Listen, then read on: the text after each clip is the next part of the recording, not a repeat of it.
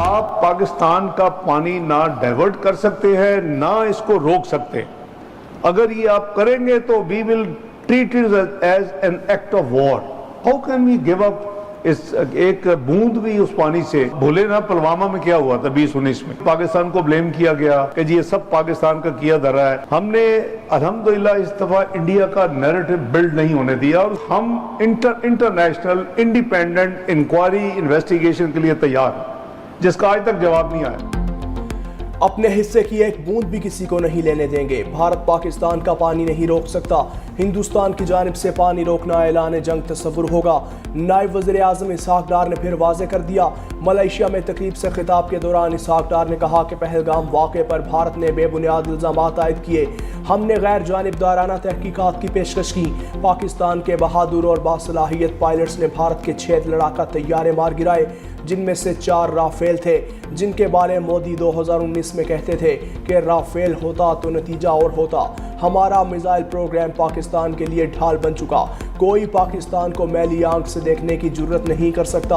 उनका कहना था कि काबुल जाकर चाय पीना और दहशतगर्दों के लिए सरहद खोलना पाकिस्तान को महंगा पड़ा। भारतीय स्पॉन्सर्ड दहशतगर्दों की बलूचिस्तान में सफाकाना कार्रवाई। सरडकई में बसों से उतार कर शनाख्त के बाद 9 बेगुनाह शहरियों को कत्ल किए जाने वाले अफराद की मैयतें आबाई इलाकों को रवाना कर दी गईं। तमाम अफराद का ताल्लुक पंजाब से था। तर्जुमान बलूचिस्तान हुकूमत के मुताबिक वाक़े की इत्तला मिलते ही सिक्योरिटी फोर्सेज ने दहशतगर्दों का ताक़ुब किया। दहशतगर्द रात की तारीकी में फरार हो गए।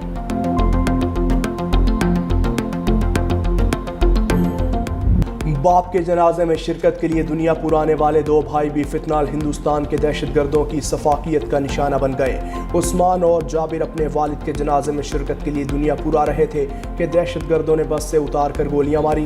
दीगर शोहदा में मोहम्मद इरफान और मोहम्मद आसिफ का ताल्लुक डीजी खान, साबिर हुसैन का गुजरांवाला, गुलाम सईद का खानेवाल, मोहम्मद जुनैद का लाहौर, मोहम्मद बिलाल का अटक और बिलावल का ताल्लुक गुजरात से था।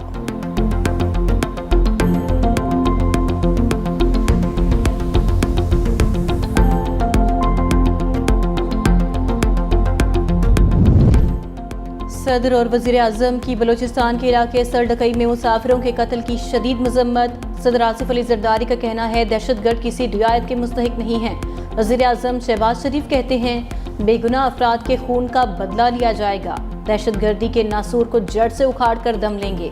वज़ीर दाखिला मोहसिन नकवी ने कहा कि भारतीय स्पॉन्सर्ड दहशतगर्दों का हर जगह पीछा करेंगे। वज़ीर आला बलूचिस्तान सरफराज बुख्ती भी वाक़े पर बरहम। कहा मासूमों का कत्ल नाकाबिल मुआफ़ी जुर्म, जवाब सख्त होगा। बलूचिस्तान की मिट्टी में बेगुनाहों का खून रायगा नहीं जाएगा। अदाकारा हुमैरा असगर की मौत 8 से 10 माह कबल हुई। पोस्टमार्टम रिपोर्ट सामने आ गई। रिपोर्ट में इंकशाफ किया गया कि लाश गलने सड़ने के आखिरी मराहिल में थी। हुमैरा के जिस्म पर तशद्दुद या ज़बरदस्ती के कोई वाज़ेह निशानात नहीं मिले। हड्डियों में कोई फ्रैक्चर या चोट नहीं पाई गई। बालों और कपड़ों के टुकड़े कीमियाई तज्जिए के लिए भी भेज दिए गए। हुमैरा असगर के वरसा कुछ देर में मैयत लेकर लाहौर पहुंचेंगे। सानह लयारी अदालत ने 9 मुल्ज़िमान को 3 रोज़ा जिस्मानी रिमांड पर पुलिस के हवाले कर दिया। पुलिस ने गिरफ्तार 9 मुल्ज़िमान को कराची के मकामी अदालत में पेश किया। अदालत ने पुलिस से मुल्ज़िमान से तहकीकाती रिपोर्ट भी तलब कर ली। मुल्ज़िमान में इमारत का मालिक, SPC अफसर, 5 डायरेक्टर्स, 2 DDs और 1 इंस्पेक्टर शामिल। दूसरी तरफ कराची में मखदूश इमारतों के खिलाफ एक्शन जारी। कराची जनूबी में 6 मंजिला इमारत को खाली कराना शुरू कर दिया गया। ज़राए के मुताबिक इमारत को खाली करवाने में रुकावट बनने पर 4 अफराद ज़ेर हिरासत। गैस और बिजली के कनेक्शन भी मुनक़ता। जिला कुरम के इलाके गंदाल में गाड़ी खैरी गाई में जा गिरी। 7 अफराद जाँ बहक, 2 शदीद जख्मी। पुलिस के मुताबिक गाड़ी मोड़ काटते हुए हादसे का शिकार हुई। अस्पताल में ज़ेर इलाज जख्मियों की हालत तशवीशनाक। उधर मालाकंड के इलाके बटखेला में नहर में नहाते 2 बच्चे डूब गए। रेस्क्यू एहलकारों की तरफ से बच्चों की तलाश के लिए रेस्क्यू ऑपरेशन जारी।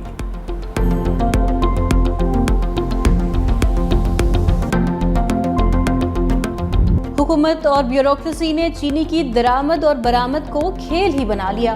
कभी बरामद कर दी तो कभी दरामद कर ली। दोनों सूरतों में अवाम का ही नुकसान। गुज़िश्ता साल वाफर जखीरा होने पर 5 लाख टन चीनी बरामद की गई और अब बढ़ती कीमतों पर काबू पाने के लिए 5 लाख टन दरामद करने का फैसला किया गया। मार्केट में चीनी 185 से 200 रुपए फी किलो तक फरोख्त होने लगी।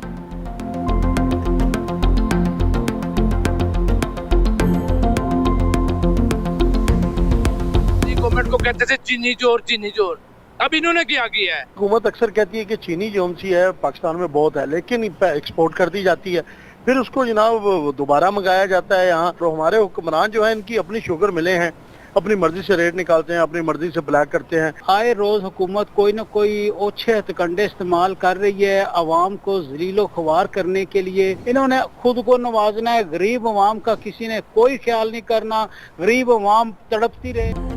चेयरमैन किसान बचाओ तहरीक चौधरी मोहम्मद यासीन का कहना है कि चीनी की इंपोर्ट एक्सपोर्ट सारी शुगर मिल्स मालिकान की कारस्तानी है। ये ड्रामा उस साल गन्ने को सस्ता खरीदने के लिए रचाया जा रहा है। हुकूमत माफिया के सामने बेबस नजर आ रही है, किसानों को किसी का ख्याल नहीं।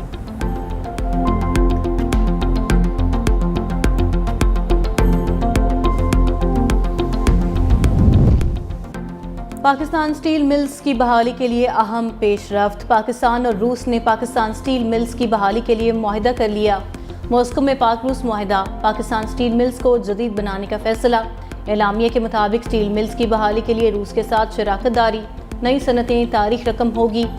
वज़ीर आज़म के मुआविन ख़ुसूसी हारून अख्तर का कहना है कि 1971 में सोवियत ताउन से कायम स्टील मिल्स एक बार फिर रूस के ताउन से बहाल होगी।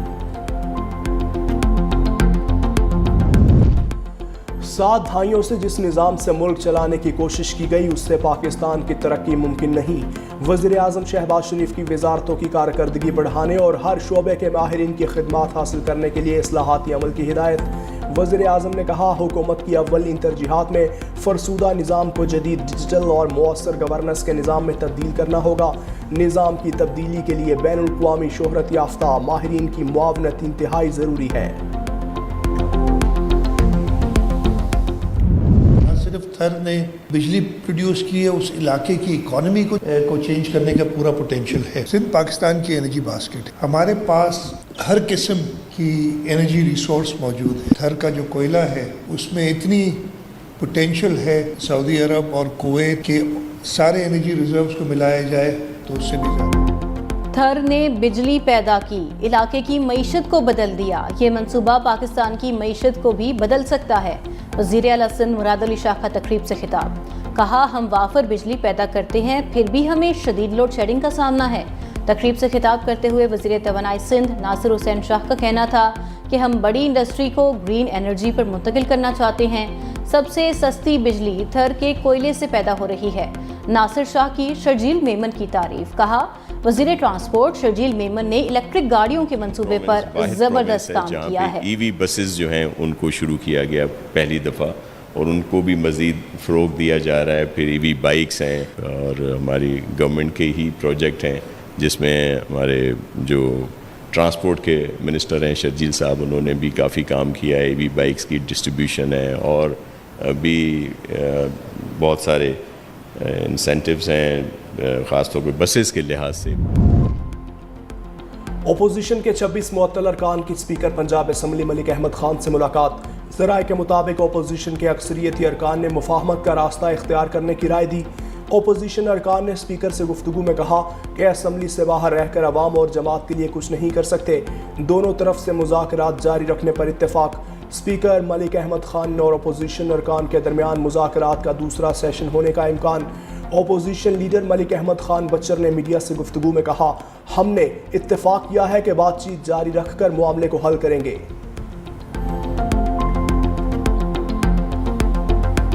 आज हमारी पार्टी की पार्लियामेंट्री पार्टीज की मीटिंग है, तमाम पार्लियामेंट्री पार्टीज की इस्लामाबाद मीटिंग है और उसमें इंशाअल्लाह हमारी तहरीक का जल्द ऐलान होगा और उस ऐलान में कल आपको पता चल जाएगा कि एक इंशाअल्लाह ताला बहुत बड़ा ब्रेक थ्रू आने।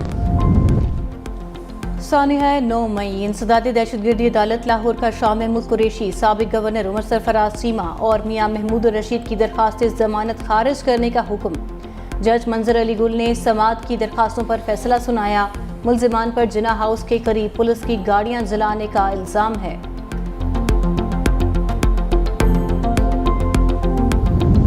सुप्रीम कोर्ट का पेंशन केस में पीटीसीएल मुलाजमीन के हक में फैसला। चीफ जस्टिस याहिया अफरीदी और जस्टिस अमीनुद्दीन खान ने पेंशनर्स के हक में फैसला सुनाया।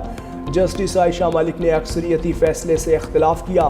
फैसले के मुताबिक पीटीसीएल के साबिक मुलाजमीन पेंशन के मुकम्मल हकदार करार। इदारे के माली मसाइल पेंशन की अदायगी से उसे बरी-उज़्ज़िमा नहीं करते। पीटीसीएल पेंशनर्स को 90 दिन में पेंशन की अदायगी का शेड्यूल मुरतब करे। पेंशन पर नजरसानी विफाकी हुकूमत के मुताबिक की जाए। VSS लेने वाले पीटीसीएल मुलाजमीन को पेंशन का हक हासिल नहीं। सुप्रीम कोर्ट के जस्टिस अतहर मिनुल्लाह का पुलिस के रवैये पर सख्त फैसला। जस्टिस अतहर मिनुल्लाह ने कत्ल के मुलजिम सीताराम की बरियत की अपील मंजूर कर ली। सुप्रीम कोर्ट ने शक का फायदा देकर मुलजिम सीताराम को बरी कर दिया। फैसले में कहा गया है कि पुलिस का FIR दर्ज न करना आईनी खिलाफ वर्जी है। पुलिस का ताखीर से FIR दर्ज करना इंसाफ की नफी है। सिंध में FIR के इंदराज में ताखीर का रुझान तशवीशनाक है। FIR दर्ज करना पुलिस अफसर का लाजमी कानूनी फर्ज है। पुलिस ताकतवर तबके की खिदमत कर रही है, अवाम की नहीं। पुलिस स्टेट का तासुर खतरनाक है। हमें आईनी रियासत की तरफ जाना है। Doctor Aafia Siddiqui case. Islamabad high court का वज़ीर आज़म और वफाकी वज़रा को तौहीन अदालत नोटिस जारी करने और अदालत तलब करने का इंदिया। डॉक्टर आफिया सिद्दीकी की रिहाई, सेहत और वतन वापसी से मुतल्लिक केस की समाअत। वफाकी हुकूमत की जानिब से एक बार फिर रिपोर्ट पेश न करने पर अदालत का इजहार बरहमी। जस्टिस सरदार इजाज इसहाक खान ने रिमार्क्स दिए, अगर वफाकी हुकूमत की रिपोर्ट मेरी अदालत में पेश नहीं की गई तो पूरी काबीना को बुलाऊंगा।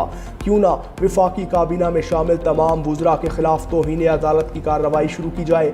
अदालत सिर्फ वफाकी काबीना ही नहीं, वज़ीर आज़म के खिलाफ भी कार्रवाई करेगी।